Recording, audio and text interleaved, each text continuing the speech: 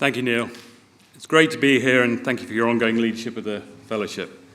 You've been doing a sterling job, and I'm sure you'll continue to do so in the future with a band of bright, determined fellows behind you. Huge congratulations to all our new fellows. You should be very proud of all you've achieved, and I look forward to getting to know you all better through our work as a learned society. Any of you who happened to be at RCVS Day in this very room when I became president may recall that I had a rather circuitous route to the veterinary profession. Screwing up a biology A-level, doing zoology instead, working on farms, only finally becoming MRCVS at the age of 28, 9 years after first arriving in Bristol. It seems that this has been a theme for me. My first application to fellowship was unsuccessful. Some very welcome feedback, and 24 months later, I was successful on my second attempt. For me, as an academic, the fellowship represents not only recognition of significant expertise, skill, or knowledge, but also incredible determination, and for most, a good deal of persistence. Everyone who becomes a fellow will have worked many hours, often burning the candle at both ends, and that dedication to their own area of the profession is something to commend. Like Neil, I'd just like to make a comment about diversity in our membership. Diversity of thought and perspective are vital, and our organisational vision as a college is to always be ambitious and compassionate, working collaboratively to build trust and inspire all veterinary professionals to succeed. As we become a more diverse and inclusive profession, we become stronger, allowing everyone to flourish and be the best version of themselves, both professionally and personally.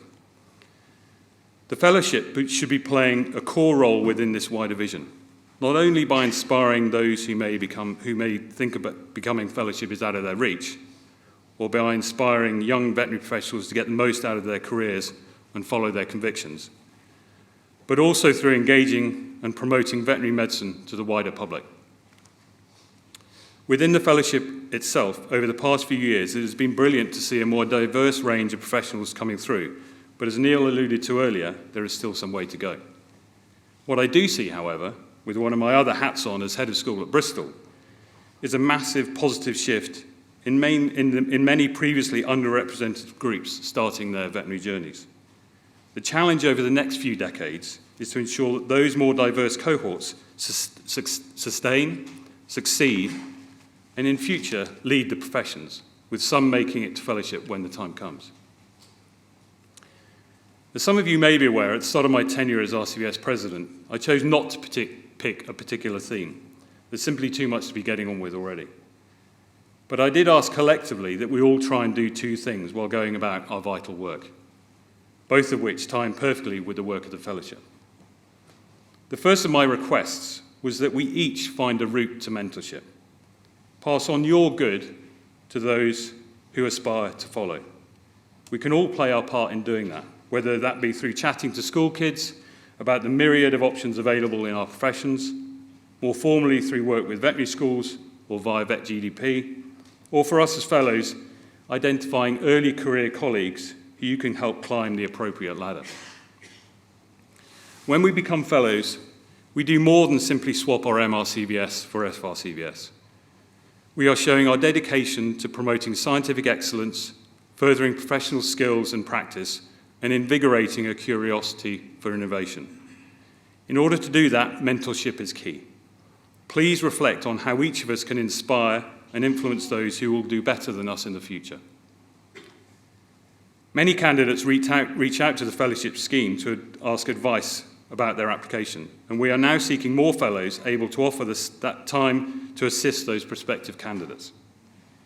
This could include, for example, offering general guidance in areas such as routes into fellowship, or more specific queries such as how much information to include in an application. If this is something you would be interested in supporting, please do contact the fellowship team directly. There are clearly some very big ongoing challenges we face as a profession, from the CMA investigation through to pushing for the Reformed Veterinary Surgeons Act. And we welcome the government commitment to consult on that was announced just yesterday in the budget statement. If we think not more than 10 years ago, EU exit had not yet happened, COVID was not a word, for most of us at least, and hybrid working was difficult to make work. Trying to get more than one person onto a Skype call seemed to be beyond most of us. Our working lives have changed enormously over that period, but it is clear that further change is on the horizon.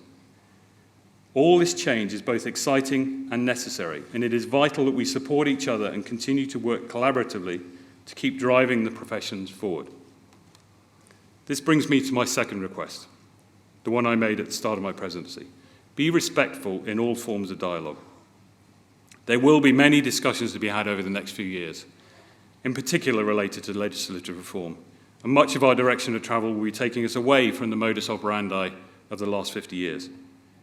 But we all have to recognise the need for change and that none of us will get everything we want.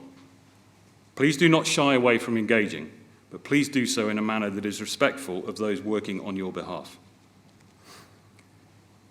An architect who was engaged to modify the flat I was living in at the time told me that none of us truly own the property in which we may live.